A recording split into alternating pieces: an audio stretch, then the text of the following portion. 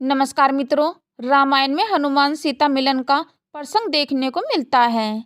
यह तब की बात है जब हनुमान जी विशाल समुद्र को लांघकर रावण नगरी लंका में पहुंच जाते हैं और माता सीता को खोज लेते हैं।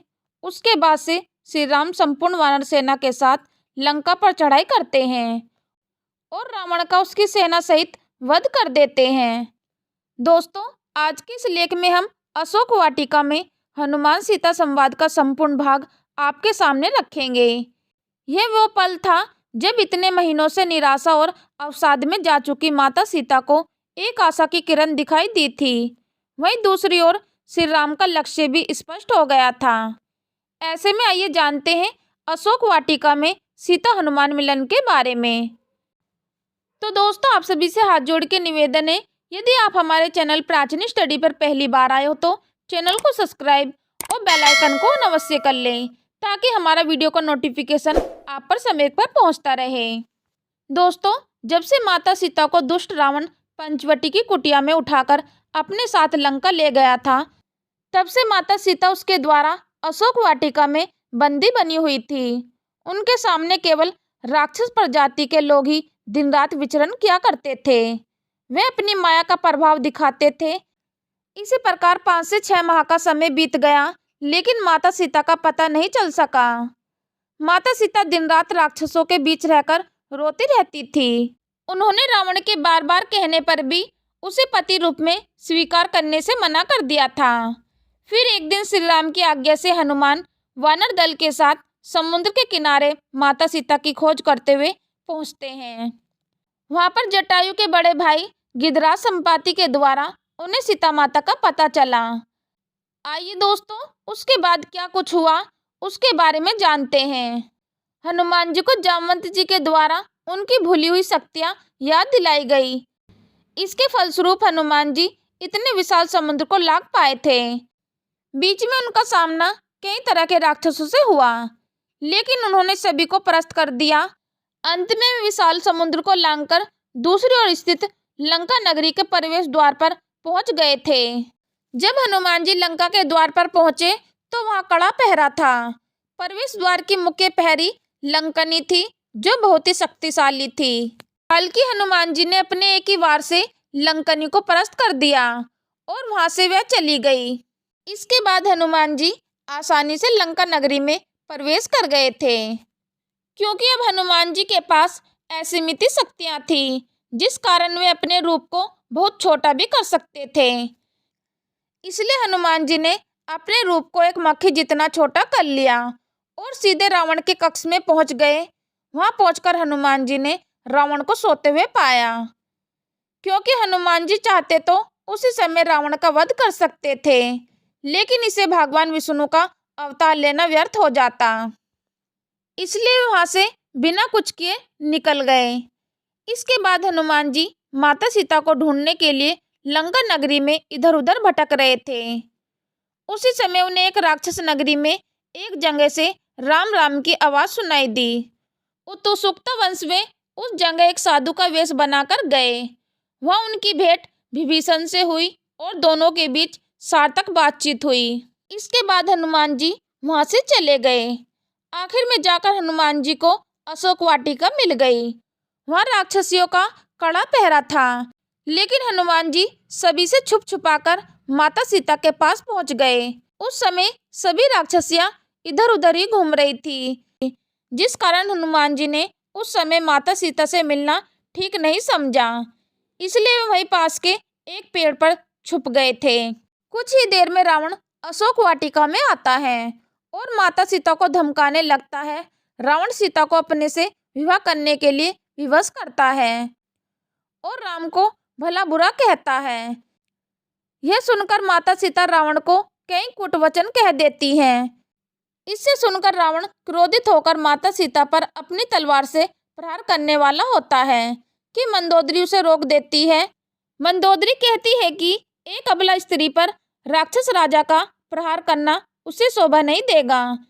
यह सुनकर रावण तिलमिलाता हुआ वहां से चला जाता है। रावण के जाने के बाद अन्य राक्षसियां माता सीता को घेर लेती हैं और उन्हें रावण से विवाह करने के लिए कहती हैं।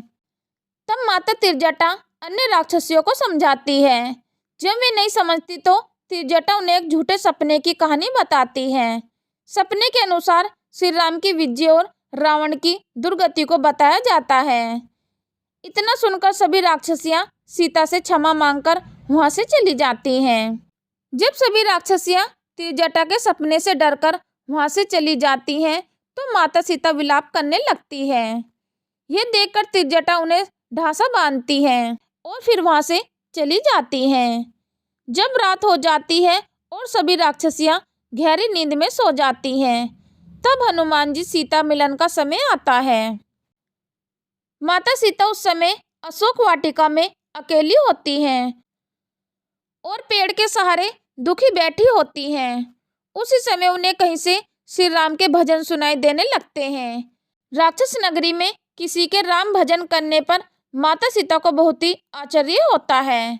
हनुमान जी पेड़ के पीछे छिपकर संपूर्ण राम कहानी भजन के माध्यम से गा रहे होते हैं।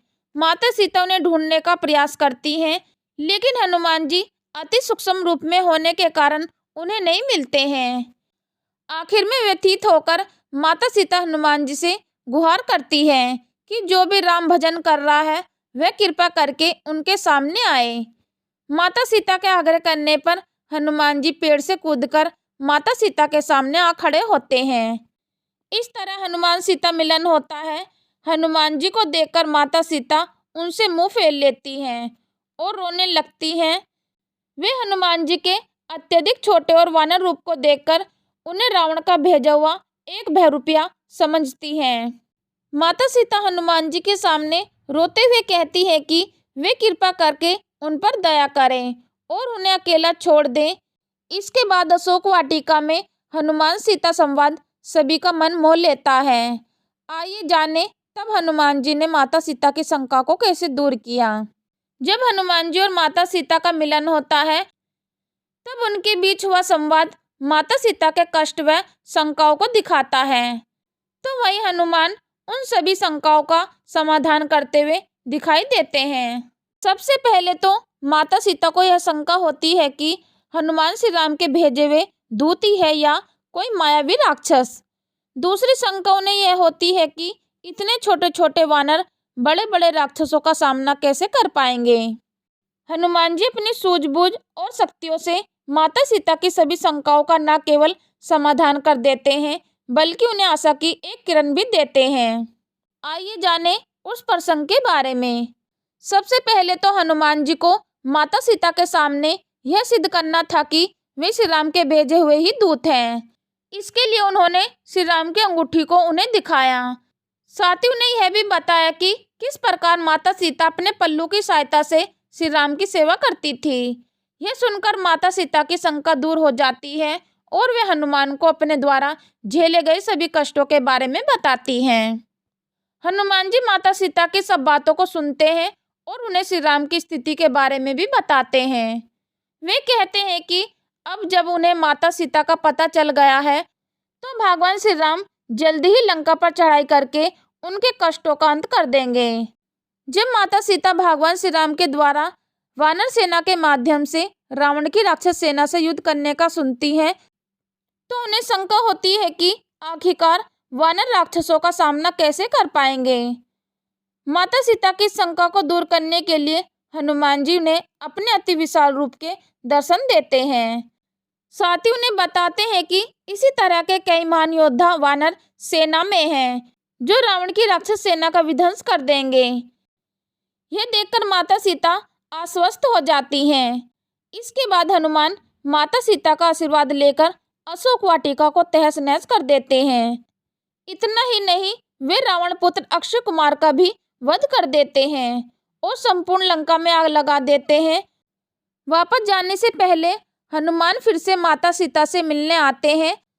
माता सीता हनुमान जी को अमर होने का आशीर्वाद देती हैं और साथ ही श्री राम को देने के लिए अपनी चूड़ामणि निशानी के तौर पर देती हैं। दोस्तों, आशा करती हूँ कि आप सभी को हनुमान सीता संवाद पसंद आया होगा। तो दोस्तों, नीचे दिए गए कमेंट बॉक्स में कमेंट करके अपनी राय अवश्य बताएं।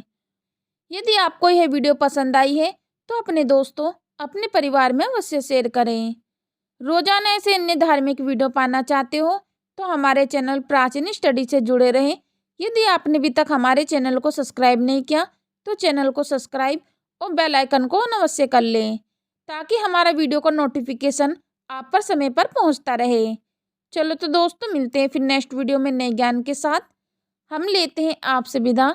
धन्यवाद।